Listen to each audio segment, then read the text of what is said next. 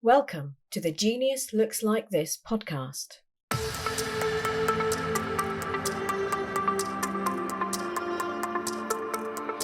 I'm your host, Venus, founder of Venus Souls, your intelligent leadership executive coach for women.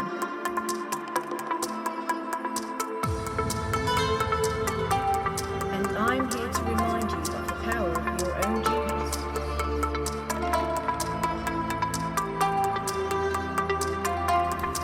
And with your genius, you can stand in your power and empower. You can rise and you can raise. You can live with passion and impassion. Each episode, I'll be getting up close and personal with genius women from all over the world, as well as your weekly dose of motivation so that you too can realize your own genius. And be inspired to be the intelligent leader you were born to be. I just want to quickly remind you that if you haven't already, make sure you hit the subscribe button in your favorite podcast app. And don't forget to rate and review the show and send us your comments and questions at info@venussouls.net. This is a podcast about geniuses and leaders who make a dent in the world of business and in people's lives. We ask daring questions like, where are all the female leaders gone? How can we lead better in a landscape that's rapidly changing? And is it possible to lead with soul and create abundant wealth? These questions and more on the Genius Looks Like This podcast. If you believe you have a genius and would like a free executive coaching session to find out how to realize it, email us at info@venussouls.net with subject heading podcast. And now, on with the show.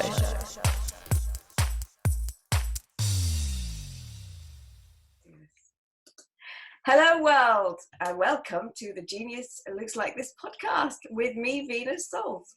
I'm happy you could join us today, and what a treat I have for you. Today I'm joined by the amazing and glamorous and someone I can only describe as my soul sister, Joanne. Welcome to the show. Thank you so much for having me. Oh, it's an absolute pleasure.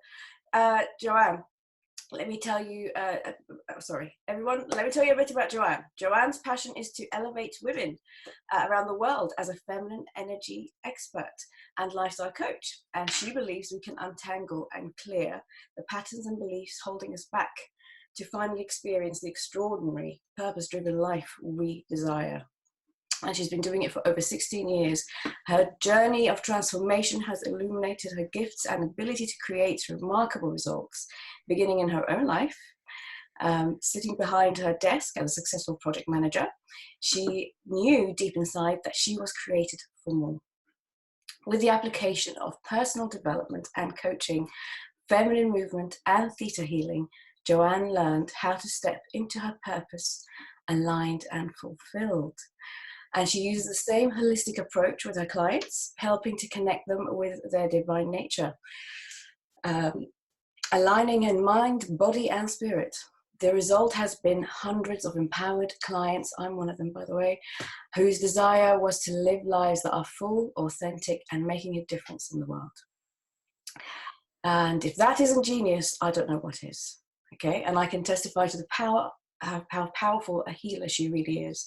In fact, if it wasn't for her healing powers and healing my doubts, this podcast would not have launched quite yet. So Joanne, let me start by reminding you and our listeners that what genius means in this traditional sense, which is the gift each one of us is given to, which then our purpose becomes to use it in the service of humankind.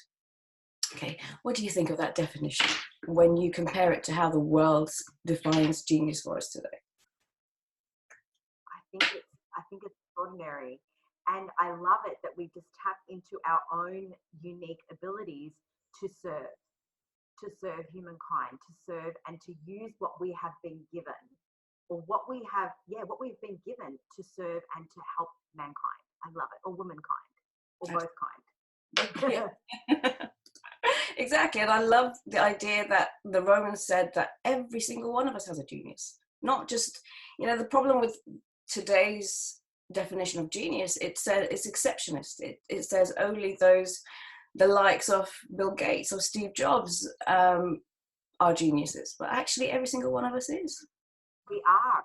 And really, it's our job, our soul's purpose is to peel back the layers and remove the beliefs that that prevent us from accessing that. Absolutely. Which Yeah. brings So me, sorry, go. it brings me to my next question. How did you find your genius?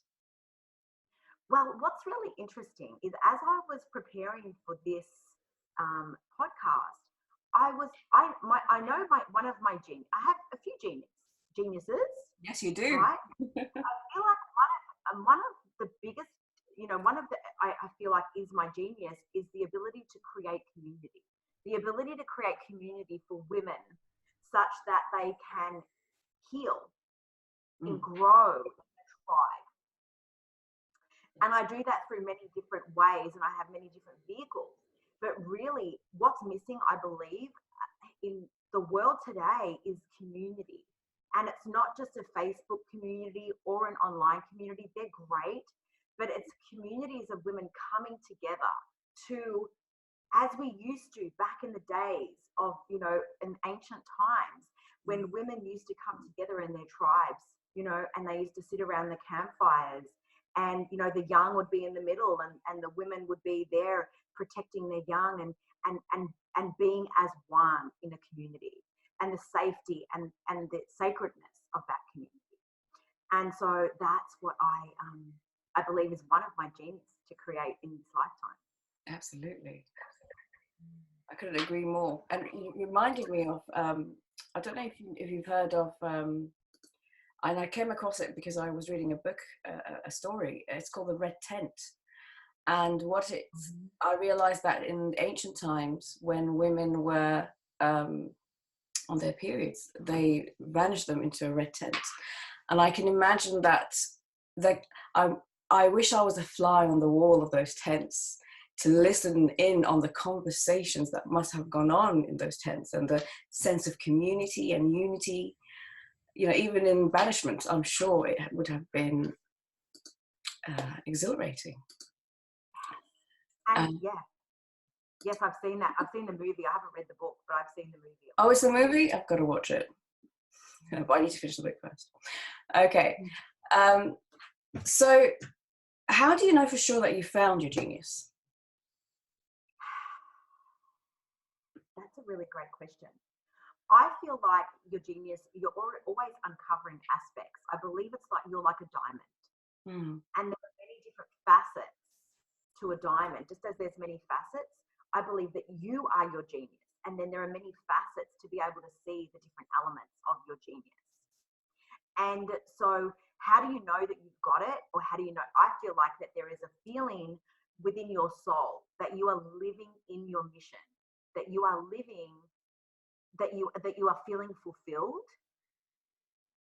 So for me, when I discovered that I was living in my genius was when I had this element of fulfillment in my life, where I felt like I was serving in the way that I was meant to serve, where that I could create for myself such a life that is built around service, but also enables me to be financially abundant at the same time.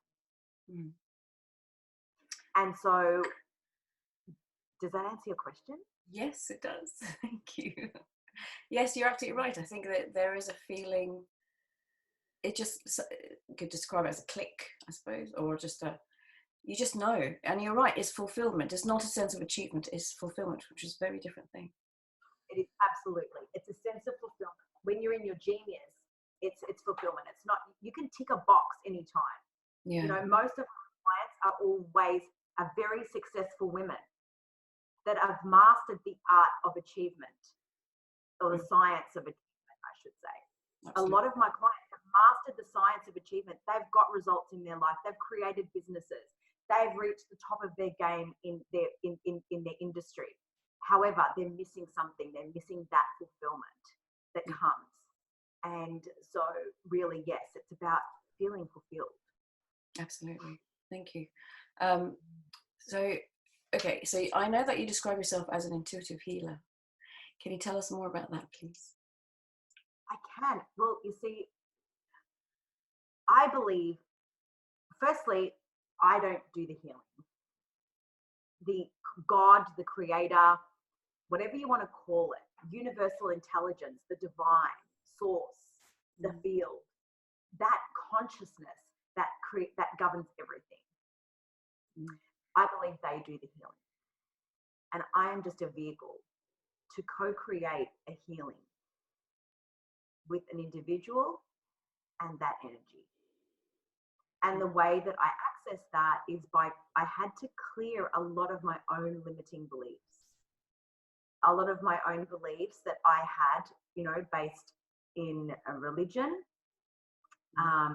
based in ability of my own abilities, and also, you know, genetic and cultural beliefs that I had to clear so that I could be, I could receive that, the beautiful, the divine messages from God, creator, to enable to support people in their healing. So I believe everybody can heal if they want to.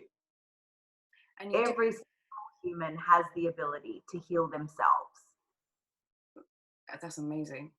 And I was witness firsthand to you doing that, and I can tell you, I've never felt. I can't even find the word to describe it. You know, in some ways, it's like being born again. You know, and it absolutely, it's transformative. So thank you for that. Absolutely is, because you're accessing your subconscious mind. We are accessing the conscious mind to clear and remove the beliefs that have us be stuck. And when we clear those beliefs, you are able to then live more fully into your authentic self. And you know what's really scary is the fact that I personally did not even realize that I was carrying that. You don't know, because you've been carrying it all your life, and you don't realize that the reason why you have not been able to do certain things is because you actually have a subconscious block. And you have no way to access it unless unless someone actually helps you identify it first. And so so often it needs to be someone to help you. It can't be just yourself you need help. And that's why we are a human race, I suppose, rather than just individuals. Yes, until you learn how to do it for yourself. And then when you learn how to do it for yourself, then you're able to ask yourself the right questions, to be able to clear those beliefs so that you don't have to carry them. Absolutely. And then you're able to also help others do it as well. Exactly. Okay. Thank you for that. Many men and women feel that they don't really know what their life purpose is. I've heard it so many times that people actually say, I've heard women say, oh, I don't have a life purpose. I've looked, I've searched everywhere. I've asked myself many times and I don't have one. And they actually feel quite alienated by women who do have a purpose and have a strong sense of purpose, and they know what their mission is in the world. And when I speak to them, I can sense their it's almost like a feeling of worthlessness, like they feel they don't have anything to give the world. Why do you think some people feel that way? Well, I feel like that they feel that way because they're afraid. Their fears. And you see, you can really tune into what's really possible for you when you clear your fears. Your fears will hold you captive. Yeah. Our fears will hold us captive, and they will keep us in this endless cycle.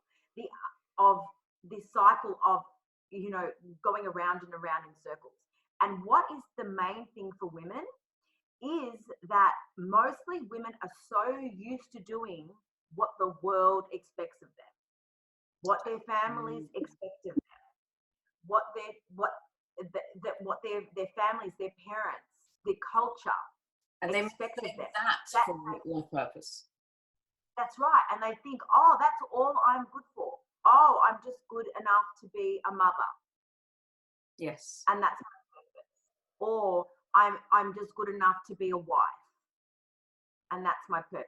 Yeah. Because a lot of women are culturally conditioned to that.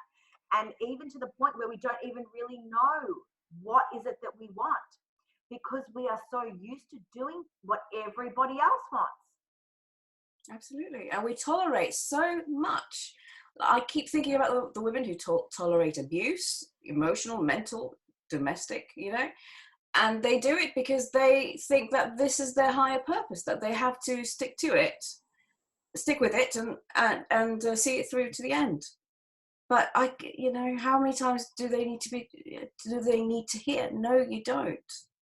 And you're right. And if they mistake that for a life purpose, then it's difficult to get out of that pattern. Yeah, and the way to get out of it is to remove the fears, to understand and get to the bottom of what their deepest fears are. And if you can heal the trauma where those fears are coming from and heal the trauma of the past, then there's so much possibility available. Absolutely. Well, you make a good point there, actually. Yes, they do need, healing the traumas is essential before actually, and that is just knowing that it is healable as well. I think that in itself it can be quite a realization for many women that it can be healed. Yes, they don't have to live the way that they always have. There's something else available for them. And they don't have to live the life that their mothers led. Yes. In fact, they mustn't. Unless it was, a very inspiring life. But it's still, everyone has their own journey, regardless. Exactly. We all have our own unique purpose. Absolutely. And for some women it is. And for some women, it is to be a mother and to bring children into the world. I don't underestimate that. Everyone has their own beautiful, unique purpose in why they came here. Yes, absolutely. No, I completely agree. Okay, well, I heard you say in the past that part of our feminine genius is being able to show and express our emotions.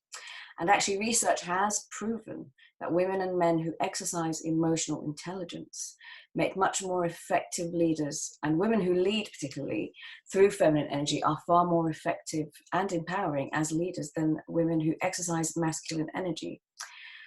This has led some to claim that much of the reasons why many of us end up not finding or not answering the call of our genius is because we are unable to connect with the part of our soul that calls upon us to pursue our calling, and that emotional repression is the main cause of many forms of mental illnesses.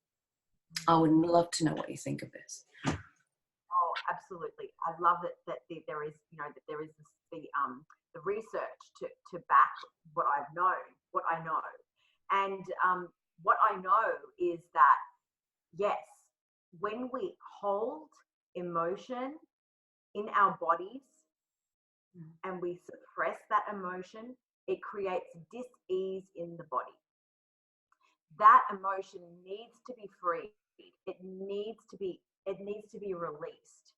And that's why we have I have a beautiful feminine movement practice that I do that enables emotion to be moved through the body. Because you see, from cultural and environmental conditioning, a lot of women are told that to show emotion is not okay.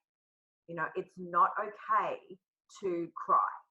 I don't know about you, but when I was little, I got told, if you don't stop crying, I will give you something to cry about. Oh, absolutely. That's what I got told when I was little. So it was you were afraid to show your feelings, to show your emotions. Mm-hmm. And we know that you cannot suppress one emotion without suppressing everything. So what happens is we stuff it and stuff it and stuff it and stuff it. We stuff those emotions down, we squash them down, and then it reaches this point where we have an outburst or a breakdown. And then they say, oh, crazy ladies, crazy woman. Oh, she's a nutter. She's crazy. Because she's had so many years of sucking it up and squeezing it in, you know, that there comes a point where it's got to come out. There has to be a release valve. So I am so for embracing all my emotion. I love it. I embrace my joy. I embrace my sadness. I embrace my anger and my rage, because it's okay to be angry. And you know what? I think that's the secret to why you're so radiant and so energizing. You exude this beautiful energy around you, and it's contagious. You know, I talk to you and I feel like I'm filling up with this beautiful, it's like I have sun in my chest, you know, and it's just so energizing. And I think that is what happens. It's the opposite of what happens when you bottle it up. When you bottle it up, like you said, disease, dis-ease. So you create mental illness. Whereas when you just let it go and release it and just express it in every way, both the good and the bad, that's the effect it has. It energizes everyone around you. And I think the same should be told to men as well. It's not just for women. Men need to get more in touch with that feminine source of energy in them. We all have it. It doesn't make them, you know, this whole idea behind the gender insecurity, you know, patriarchy constantly says men need to be men and women need to be women. Well, I think we're living in very interesting times where finally people are realizing gender is way more fluid than people first assumed. We are all of it. We are all of it. It doesn't matter. We've got masculine and feminine energies inside of us. It's just that our feminine energy has been squashed for so long and seen as wrong or less than. And it's actually not. And, you know, Australia has one of the highest rates in male suicide. And I believe it's because it's not okay for them to express their emotions. It's not okay for them to show that they're sad. It's not okay for them to have a healthy anger. And so it turns into unhealthy behaviors. And it turns into addictions and anything to avoid the feeling. Absolutely. And so actually feel all of those emotions, feel the whole gamut of emotions and allow them to be and move through us, then we are free and we're freed up, you know. And so, you know, the ways that emotion moves through the body is through breath, movement, and sound. Very often when we do a big that's an emotional release. It's true. That's all it takes, you know. All it takes. Exactly. And effortless.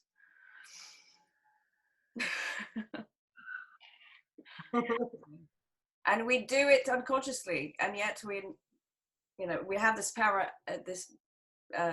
power at our disposal at every single second of the day, and we don't use it right. We take it for granted. You're absolutely right. But imagine if we used it consciously. Yeah, and it's so important. And you know what? I think people like you. The sound's gone. I can't hear you. I'm back. Oh. Yes, sorry. Can you say that again? We missed that.